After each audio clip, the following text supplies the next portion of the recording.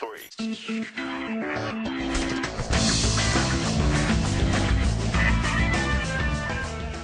Hey everybody, welcome to the Idiomatic Top 3! With Nicholas, I'm the video game correspondent for Idiomatic. And I am Dimitri, editor-in-chief of Idiomatic.com and movie critic. Oh, that sounded painful for you to get out there. Movie critic. I'm just trying out a new voice here. You know, the new year's coming and I'm trying out new things is what's going on. Especially since starting from this week, we are going weekly.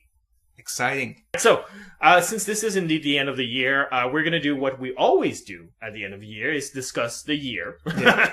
And talk about our top 3 choices for best of the year and worst of the year. Look back on the year in entertainment. Now, this time we're going to do something a little bit different because we have a lot to talk about, and because we ended our sister podcast, the Dreamer's Edge podcast, we're going to split the discussion in two. So, this week we're going to talk about the worst of 2013. Yeah. And then next week we're going to talk about the best. And on a positive note. Always. But enough chatting. Let's get to your number 3 pick for worst of 2013. Well, mine's a news story that happened in Quebec about a 13-year-old kid that drove his friend to his house that you're already not supposed to because the driving age here is 16. And then he with drove, a permit. Like, you can't just be 16 and drive. Yeah, you need a permit, yes. And then he drove back home and the police started chasing him. So he drove and he basically led the police on a high-speed chase. And his grandmother blamed that on the game Grand Theft Auto 5 that she bought for him. I completely agree that video games can influence, any kind of media can influence the way, you act or the way you think. That's why you have to be responsible and really have to know the person to whom you're giving it to. I really, really don't want to blame Grand Theft Auto 5 for this. No. Because I think there's place in the market, and especially in our culture, for adult entertainment. Yes. For things that are not for kids. Like this idea that everything has to be PG-13 because that's where the main market is depressing. And we should be able to be challenged as adults and have entertainment for us. Yeah. And, okay, some of the naysayers are going to go, Grand Theft Auto challenges you. It challenges your sense of irony by pushing it as far as humanly possible. This is a game where you do everything possible that you can imagine is wrong. Yeah. And just keep pushing that envelope with the idea that it's funny because no one in their right mind should do that. Exactly. And it's a layer that I think is maybe a little bit too subtle for a 13-year-old. It depends on which 13-year-old, but for certainly some 13-year-olds. I know. I mean, it really depends from person to person. I mean, just give you a sad example, but you used to watch a lot of, horror movies when you were a kid. Yep. Okay? When I was a kid, I was freaked out by the Doctor Who theme, okay? So, I would not be watching horror movies, That's right. You have to make the difference there. I mean, my parents had to change the channel because I watched the show right before that, and they really had to change the channel before the Doctor Who thing hit because or else I would freak out. So... and my first experience with a horror movie was watching Alien when I was 4 years old. So. Okay, yeah. Exactly the age at which I was freaked by the Doctor Who theme. So, there's a difference there, all right? So, you have to know who you're dealing with. You can't just show up and, like the grandmother said, oh, I'm giving this to your kid because I'm sure he's fine. No, you have to discuss with the parents first or the people who know the person. And it comes down to personal responsibility. I mean, it is twofold. Like, the basic reaction that people have had in the gaming community is to sort of point the personal responsibility that the grandma lacked in, getting the game to the kid. But the one that we often forget is that, look, the kid is 13. At 13, I knew that you don't get into a car and go into a high-speed chase just because you saw it in a game or on TV. That kid is a little bit behind in terms of maturity. And that kid is responsible for that. There's another layer of responsibility there that's also the parents that should have maybe check, what the grandma was giving the kid and say, Grand Theft Auto 5, no, he can't play that. We'll just hold on for this for a couple of years. We'll give it to him when he's 15 or something like that. It frustrates me, these sort of stories, because it just goes how lazy parents are at sometimes addressing the issues going on in their family. In this case, like, look, everybody's okay, so everybody can bounce back from this. But it's just pointing the finger at the game almost guarantees that something similar is going to happen again later on. Yeah. Because you're not taking responsibility. You're not teaching the kid to take responsibility. How is he supposed to learn to take responsibility? That's a good point I hadn't even thought of, yeah. So what is your number 3? My number 3 pick for worst of the 2013 is a little bit less serious, I guess. Okay. I went with something a bit light because it's just a number 3 pick, and I went with Marvel's Agents of S.H.I.E.L.D. on ABC, the new TV show spun off from all the Marvel movies that are coming out. Yeah. I was never 100% behind the project because I was like, that's way too much Marvel for me. Like, Yeah. already 2 movies per year is too much Marvel for Yeah. me. I'm like, I've overdosed already. I've stopped watching them because like enough's enough. But then the TV show came out, and I was like, well, I am curious. Joss Whedon's name is attached to it, and he has given us a lot of really good shows. Yeah. It's terrible. It's really, really bad. And that's really unfortunate because they had a really interesting opportunity for major synergy there. Yeah. And it's just so bad. So bad. And a lot of people go like, oh, well, it's based for a younger audience, which I thought at first. Like, I agreed with that at first. And then they came up with an episode where they explain the origin of why one of the spies is a grouchy puss. Like, not the cool one, but like the boy one who's in love with a hacker, for those of you who watch the show. And it tells a story of like how he let his own little brother drown in a pit because the bullies made him do it. And you're like, that's really dark material if you're going to pretend that this is for an 8-year-old. Or they think this is an adult show with characters who behave like 8-year-olds. Well, first of all, how dare you? Josh Whedon died for your sins. Okay. It's Joss Whedon, first of all. But... Sorry. I misspoke. Pronouncing the name of my messiah kind of sometimes, flusters me. No, you change it deliberately because you're not supposed to pronounce his name. Okay, that's even better. Yes, all right. No, but I mean, honestly, isn't that usually a problem of Josh Whedon that he usually writes characters that act like teenagers all the time? That's my contention, yes. And it can work when you're writing teenagers, such as in Buffy. Exactly. And in Firefly, when you have 2 sets of characters, the parent character is trying to keep the children characters safe. Yeah, you know? Exactly. But here, I mean, I thought they were supposed to be professionals working at, a secret agency. The premier world super spy agency. They're just supposed to be the shits. Okay. And they're teenagers. So, yeah.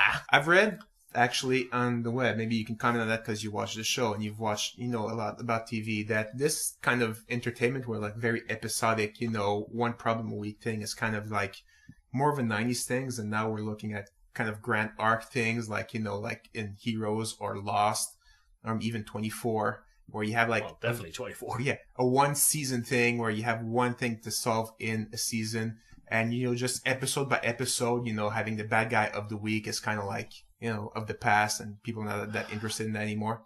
Yes and no. I mean, like, that's the conventional wisdom in geek circles. Okay. And certainly cable television is all like that. You know what I mean? Like Walking Dead, Game of Thrones, all of that. That's all serial now. But at the same time, you can't forget that the biggest network TV shows are on CBS, and there's CSI, and there are NCIS. Yeah. Very episodic case of the week stuff. Procedurals still do very well on television. Okay. So I think it's a mistake to think that it's only one of the two. Having said that, S.H.I.E.L.D. is a show that was always going to appeal to the geek crowd more than the average crowd. Okay. And the geek crowd does go for more serialization than episodic stuff. So maybe that's where they shot themselves in the foot. Yeah. Certainly. I've also heard the argument that, like, because you said, like, it was more of a 90s thing. Like, I've also heard an argument, it's like, oh, people criticize the show. That's so unfair. Because if that show had come out in the 90s, people would have loved it. And like, yes, you're right. It's not that the show isn't good today. It's that we as a people and our space-time continuum has not adapted quickly enough to Joss Whedon's genius. Nice. So, disappointed about that. So that's my number 3 pick. All right. So what is your number 2 pick for worst of 2013, Nick? Well, it is the monetization of YouTube videos. More specifically, sometimes in March, I think this year, Nintendo decided that every video on YouTube that had like Nintendo characters or Nintendo games belonged to them. And any money that was made from the publicity of those videos would go to Nintendo, which they are completely in right of doing. It's their characters, it's their games, so sure, they can do that. But, those Let's Play and those videos that feature, like, games that, it's basically free publicity for them. They're made by fan. Like I said, it's free publicity. It's good for them. So kind of sometime in June, July, they decide, yeah, that was kind of a silly thing to do. So they decide, okay. Well, they backtrack very specifically because there's one major reviewer who said, well, I'm not reviewing anything by Nintendo anymore because of that policy. And Nintendo got wind of it and they went like, oh yeah, that is backfiring on us. And that's why they changed their policy. Nice. Yeah, so that's good. I'm sure that big reviewer also had some videos on YouTube that got like canned. Sure, yeah. So that's probably why he decided that. But so you think, okay, case closed. Nintendo did try to do it and it backfired, so it's not going to happen. But now, like in December 10th or 12th, YouTube just made a giant purge, and every video game, that belonged to certain companies, they basically just, instead of having the money from the publicity going to the person that made the video, it all went to the gaming companies that own the games. Even those game companies that said, no, we don't want the money, we want the people who make the videos to have the money because it's good publicity for us. YouTube just decided, no, you guys deserve the money. You guys get it. It's just so weird as well that YouTube decided to do that, even for game companies that said, no, we love that our users are making our videos and we love them. Like Blizzard, for example, says, no, you're fine to do any videos you want with our product. The one condition is you cannot charge for them. So you can't have users say, pay me $1 and you can see my video. It has to be free. But they accept advertising revenue. Yeah, they accept advertising revenue. That's perfectly fine. And Ubisoft as well. And even Nintendo that, change the revenue. And it's like, all of a sudden it's like, no, we didn't do this. It's like, we will help you get your accounts back because we didn't do it this time. Yeah. A tangent on that a little bit is like gaming companies that see bad reviews of their game. And then they claim, well, this copyright belongs to us. And that happened very recently with a game called Day One, Gary's Incident. The developers gave copies of that game to review to many people on the web. One in particular, Total Biscuit, a very big reviewer. And he came up with a not-so-glowing review of the game. It was actually kind of negative. So they used the DMCA to remove his review from YouTube, basically saying you're using our copyrighted material, our copyrighted material to make money. So you have to remove this. Even though he had permission to review, he told them what was going to happen. They knew he was going to be. This is how he makes his living. So they knew he was going to be making money off of his review. And it's ridiculous to assume that you're not making money off of reviews if you're doing them. No, and plus it's part of the system, because we're a review site. So, we make money from people coming to our site, visiting it, clicking on our sponsors. Please click on our sponsors. So turning around going like, how dare you promote our product and make money for it instead of doing it for free? It's like, yeah, why don't I give you my firstborn while I'm at it? Yeah. Like, come on. Seriously. And again, it's a huge, the DMCA is actually, it's best said, the DMCA is supposed to defend copyright, it's not supposed to be used to attack. For video games in particular, I like video reviews more than written reviews, which I realize me saying that is sort of slapping you in the face, but what you do is a discussion that's half oriented at the people who have already played the game, and you're inviting them into a conversation about the game. So written is ideal for that. Yeah. But when I read review for a game, deciding whether or not I'm going to buy it, which is what these guys are concerned about. Yeah. People's writing doesn't convey to me what the game is like because they often have the perspective of people who play a lot because that's what they do for a living. Yeah. I don't. So when they say, this game is easy or hard, that means nothing to me. Yeah. But when I see it, I go like, oh, okay, you have to do that sort of activity. Okay, yeah. I get it. It's a video game. The video part is like half of it, so it's good to want to see it, you know. So I completely understand your point. And if you remove that from the reviewer saying, no, it's only can only be you in front of a green screen talking, and that's it, it's completely ridiculous. So what is your number 2? My number 2 pick, a little bit more lighthearted. All right. Okay, so this year I found has been the year of the Kickstarter campaigns. A lot of interesting stuff going on there. None that made my best of list, but certainly all stuff that I'm very happy is happening and it's really interesting. One big one, I think, was the Veronica Mars movie. Yeah. That got funded. I was very happy about that because it was a fun series. Yeah, I'm actually ambivalent about that one. To be Okay. honest. Not because I don't want a Veronica Mars movie, it's just that I'm not sure it's fair for studios to say we're not going to back your movie unless your audience pays for the movie before seeing it and then has to pay for it to see it again. You're Yeah. essentially making your audience pay twice for the That's movie. true. Yeah. So I don't like the precedent that this is setting.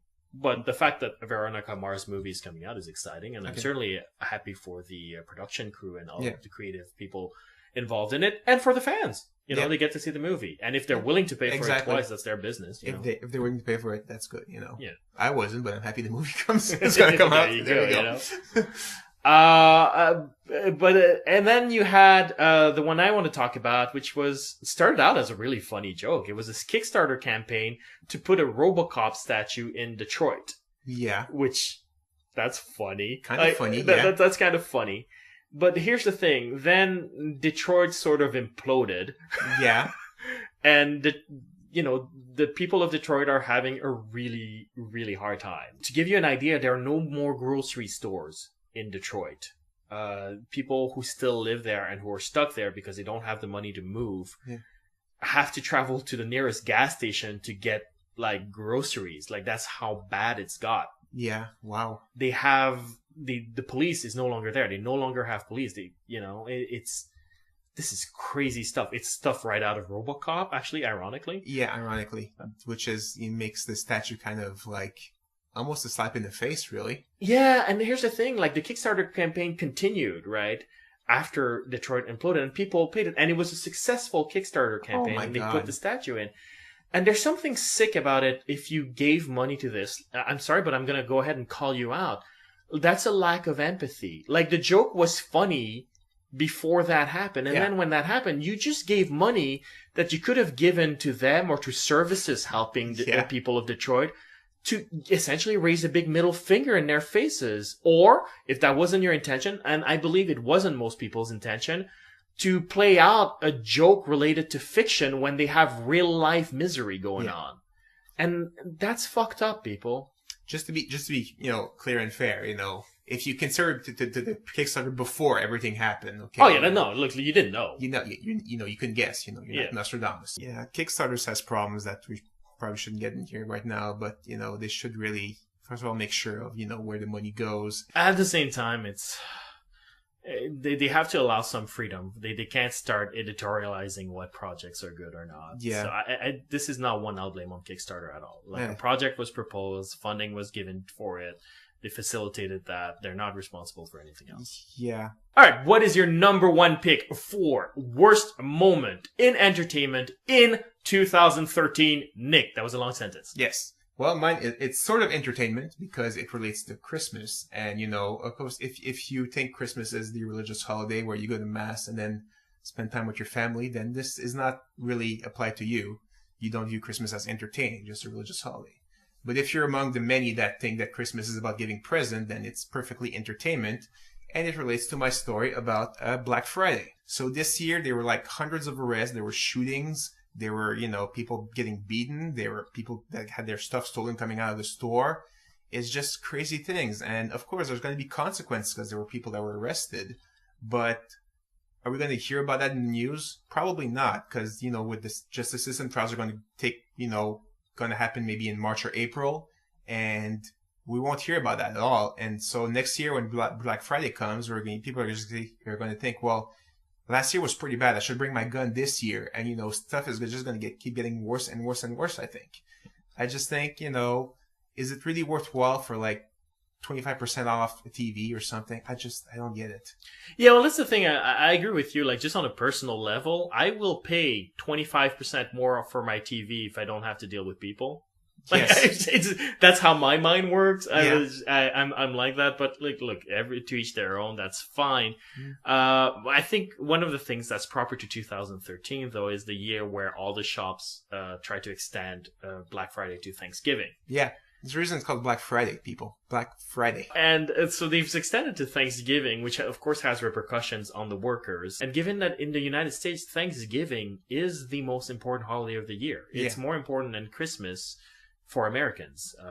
Not for many Americans. It alternates between Christmas and Thanksgiving. Yeah, those are the two big ones. Those are the two big ones, yeah. Those are the two big ones. And to think that these workers are losing that opportunity to be with their families, it is a little bit heartbreaking. Yeah. And I don't want to be like, oh, this bleeding heart liberal about it, but it is a little bit heartbreaking if they didn't have a choice. Yeah. And you can blame the companies all you want, and they certainly have their faults in it. But if you went out on Black Christmas to shop, you can't denounce the companies because you're the reason they did that. Yeah. You want corporations to give people an opportunity to see their families on Thanksgiving? Forgo the 25% off TV. Let it go. Yeah. Don't go shopping on Thanksgiving. It's all it takes. Just think of something that the person would really like. It takes a lot of effort because, I'm going to buy him a TV. That's easy. It takes no effort whatsoever. You just, TV good. Just think about the person, think about what they like, and get something that is maybe a lot less, but, will be awesome. And give what you can afford. To be honest, it's the thought that counts is not a platitude. It's the fact of thinking of something clever to give them. And that's what I mean, like something clever. Like honestly, sometimes a gift that that's the other person would really like, but isn't that expensive, will give them more pleasure than a big screen TV. If I may give the example, one year you gave me a poster with a pink bunny crying, and under it says, "You suck and that's sad." And this is probably the best gift I ever received, like ever. That poster had so much mileage. I put it in my office, and the teacher was like, "Is this appropriate material?" And they're like, I just looked at them and I pointed towards me, and they're like, "Oh yeah, okay, fine, it says you." I pointed to my students loved the poster too, and every time they couldn't answer an easy question, I just like tapped the poster, and they're like, "Oh come on, dude!" So that was like best gift ever, and I'm sure that poster did not cost you $400. No. Okay, so just stuff like that. Just think about something small that the person gonna think, "Well, this is awesome," Absolutely. So, what is your number one? My number one pick, this is the one where I'm going to piss off everyone. This is the one where I chose it specifically because I knew I would have a debate with you, Nick. Okay. And my number one pick, I have it written in my notes as women versus the video game community. Okay.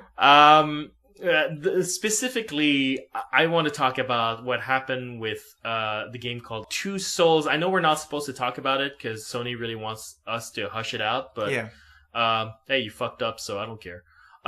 Sorry.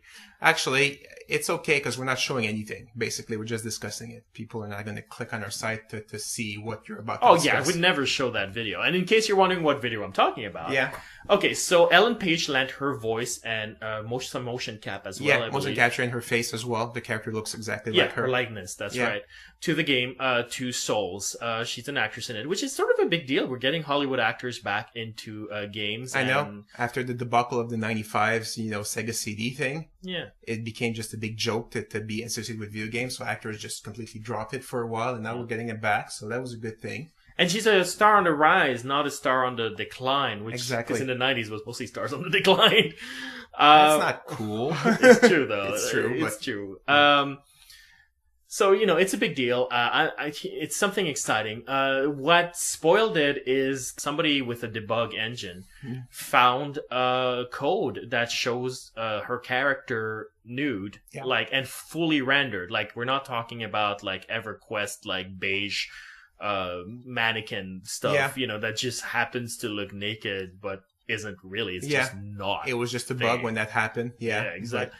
And it's nothing, this is fully rendered skin texture where there's no reason why they would have programmed it.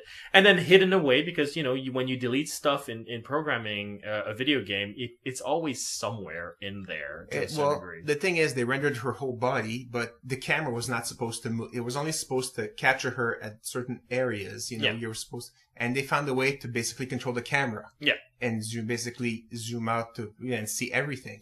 But the point being is, you're not supposed to see it. Not supposed to see that. You're not supposed to see it ever. And that's sad. Here's why. It's not just a question of Sony overdid it. No. I don't think Sony is responsible. No. I think the employees at Sony are responsible. The employees that made the game. It wasn't Sony. Sony subcontracted to another company. Really? On top of that? Okay, so I didn't even know that. I don't think Sony will ever hire that company ever again. Oh, God, no.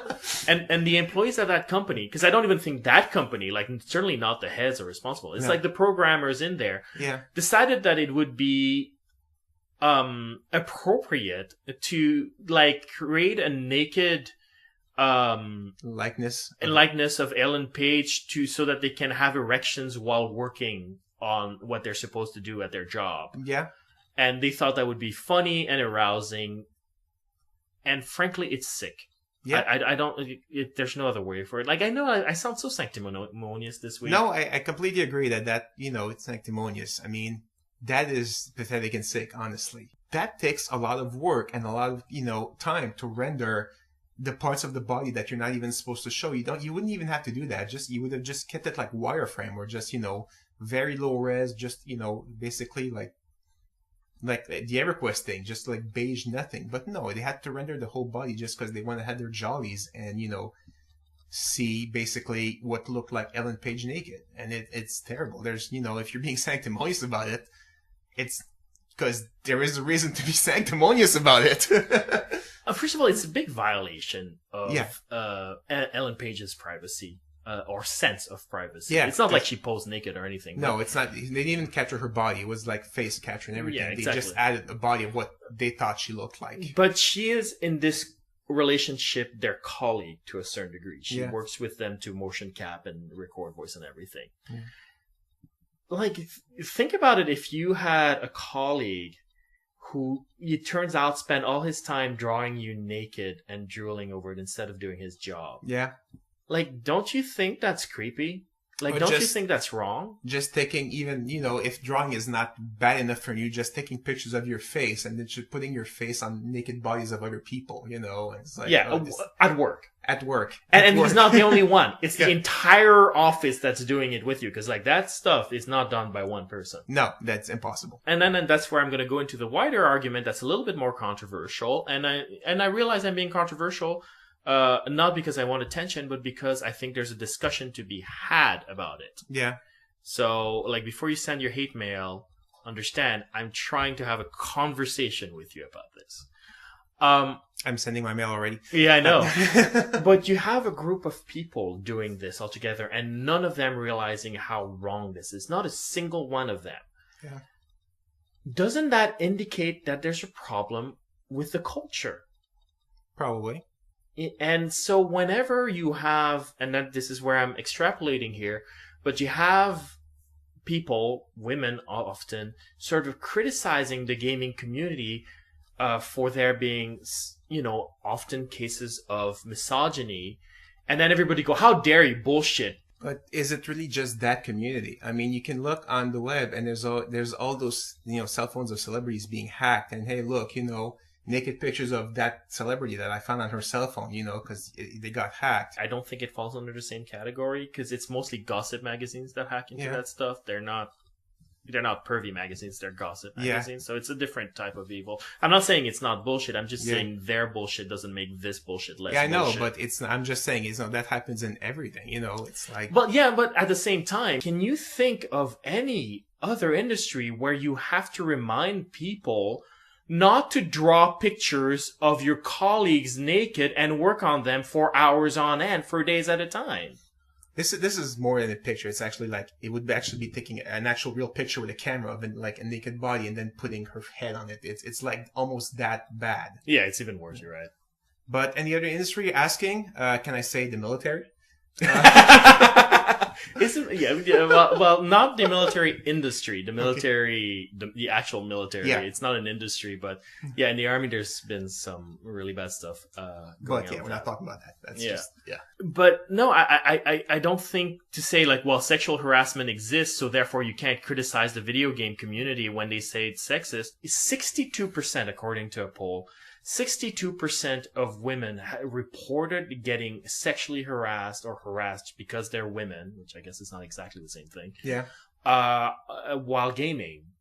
That's a very high number. So you're saying that people should stop being mean on the internet? There's, of course, this stuff about Anita Sarkeesian, who extended her feminist frequency show about feminist tropes in movies into feminist tropes in video games, and the shit hit the fan. I know you're talking about, she's talking about, the damsel in distress thing, okay? And Yep. most of her examples are, from the 80s and 90s. When somebody makes a video accusing you, basically accusing you of being sexist, you might have a reaction. Hold on. That is not what her video says. She's saying that, the trope of damsel in distress is sexist and stuff Yes, like that. that is what she's Hence, saying. the video games are sexist. No, that's not what she said. Well, basically, they make the connection. Even if you thought that what she was saying is that you're a sexist for playing Mario. Yeah. Like, even if that's what you thought she said. Yeah. I want to stress that's not what she says. But I know it's not what she said. But even if people thought that. Yeah. If your reaction to it is going like, go back to your doll, you fucking whore, I hope you get raped, you're sort of proving her alleged point. Yeah, but they had the same reaction when, they basically had the exact same reaction to people who said that, violent video games make people violent. Can we also agree that, in the best of circumstances, that should change? Yeah, but you're pointing out the video game industry as you're thinking that, people act the same with women in real life as they do with men, which is completely not the same. Again, I'm going to use the same argument. It comes from Richard Pryor. Yeah. How does their bullshit make your bullshit less bullshit? It doesn't, but you're... So let me address one bullshit. Because right now, what it comes down to, what you're saying is that, yeah, but you singling out that community doesn't solve all world problems. Of course it doesn't. I don't have the capacity to solve world problems. But can I attack this problem? Like, am I allowed to attack this problem? You're also acting like, nothing has changed since the 80s. There's the Game Developers Conference, the GDC. Yeah. An employee at Kickstarter, Luke Crane, just tweeted an honest question, quite innocent. Why are there so few lady game creators? He asked. Well, that's a legitimate question. Yeah.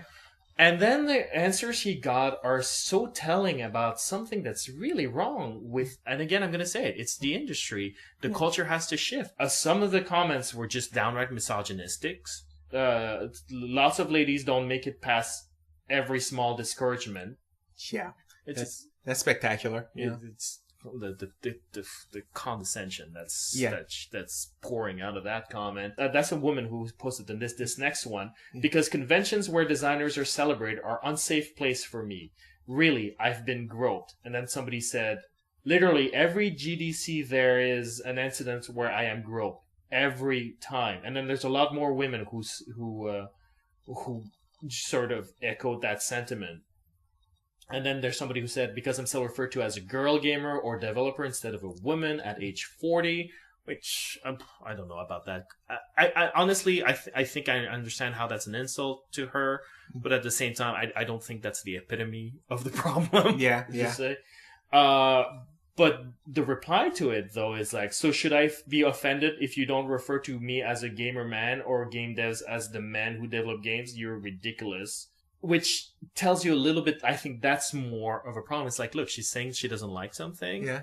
And instead of going like, oh, okay, you don't like something, acknowledge, won't do it again. You're like, oh, well, men are oppressed too. Go fuck yourself. I can oppress you all I want. It's like, that's a problem. Yeah. That's why it's continuing. I wonder, is it the way video games work that if you don't have a contract, basically you fire everybody until you can find somebody and then you have to rehire? No, you lay them off. Well, sorry, you lay off everybody. I still hate the difference between the two, but you lay off. What do you mean? It's a huge difference. It's 4 weeks severance. All right, fine. So when you don't have any contracts, you lay off everybody, and then you kind of rehire them. When you need them, when contracts happen. So I don't know, maybe also as well as the quick change of staff like that. That's like, I'm never going to see that person again, so I might as well grab her ass. Well, I can. I don't know. Well, I get it. The thing is, though, in a culture, it doesn't matter whether or not you get away with it or not. There's no pleasure to be derived from grabbing a person's ass without their consent. That's a good point. That's a good point. No, and again, like, I think part of the problem is that we've been too accepting. We need to have a harder line against this sort of stuff. Yeah, I remember one such comment, during a raid, that somebody started having a discussion that, women should be healers because they can DPS, DPS is doing damage, sorry, gamer lingo here. And, you're funny. And, basically, I think all of us were like, what the hell are you talking about? This is ridiculous, and, but he had the mindset, but yeah, we basically, we didn't go like, yeah, totally. We're like, what? You're completely ridiculous. You're so stupid. Our main tank is is a girl, and she's like the best meat tank we ever had. Tank is somebody that takes damage. So he was completely off, and he basically dropped it after like a minute or two. But he was trying to go with the motherly instinct helps them heal, and like, no, you're completely stupid. They can play whatever they want. They can do damage. They can take damage. It's perfectly. You're ridiculous. And I feel not enough people are doing that, and that's part of the problem. I feel that one of the major problems in the geek community, again, it's not exclusive to gaming, is that the community tends to view itself as victims. Like, a lot of geeks were bullied when they were kids. Yeah. And they don't always realize that, well, you're not a victim anymore. And now maybe you're the perpetrator, or maybe you're not you, but the guy next to you is. Yeah. But because they always view themselves as victims, because we always view ourselves as victims, we tend to cocoon ourselves and like we stick together. Oh, well, this girl said something about, like, a gamer girl will say, like, well, I used to like Halo, but like I got tired of the sexism. Instead of people going like, oh, that sucks for you. Well, play with us. I'm not a sexist and you can have fun with me. Yeah. They go like, well, I'm not a sexist. How dare you insult my community? Fuck you, bitch! Yeah. And that perpetuates the problem. And I think we have to sort of grow out of that mentality of victims and accept that we have inherited a large section of the world. Certainly, we have inherited the gaming world. Yeah. We have inherited the web, in reality, to be honest. Yeah. And it's time to stop acting as if we're protecting ourselves from the big bad bullies, who I assure you can't reach us here anymore. And start to act like responsible people with power, because that's what we are. Yeah. Anyway, if you have any questions, comments, you want to share with us the worst of 2013 for you, or you want to get into the discussions we've started, whether it's about the YouTube controversy relating to video game footage, or women in video games. Or Black Friday, what did you do on Black Friday? Where were you on Black Friday? We were hiding from stores. That's what we were doing on Black Friday. I can tell you that immediately. I was at the Red Robin wedding. Oh, wow. Spectacular. You can write us at mail@idiomatic.com or post a comment at idiomatic.com. We're also on Facebook. We're also on Twitter. We're also on iTunes. If you can post a review of us on iTunes, we would super appreciate it, because we like the attention, but most of all, we like the feedback. Yes. It helps us continue to generate content of a moderate quality for you. Thank you. See you next week with the best of 2013. Positive. 2, 3.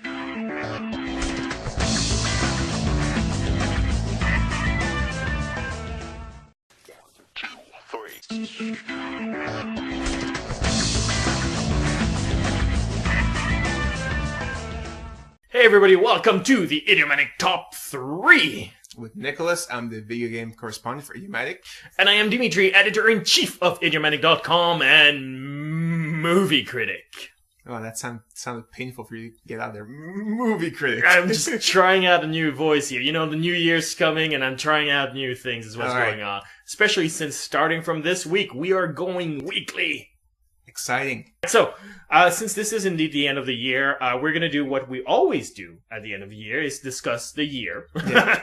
And talk about our top 3 choices for best of the year and worst of the year. Look back on the year in entertainment. Now, this time we're going to do something a little bit different, because we have a lot to talk about, and because we ended our... You have to discuss with the parents first, or the people who know the person. And it comes down to personal responsibility. It is twofold. Like, the basic reaction that people have had in the gaming community is to sort of point the personal responsibility that the grandma lacked in, getting the game to the kid.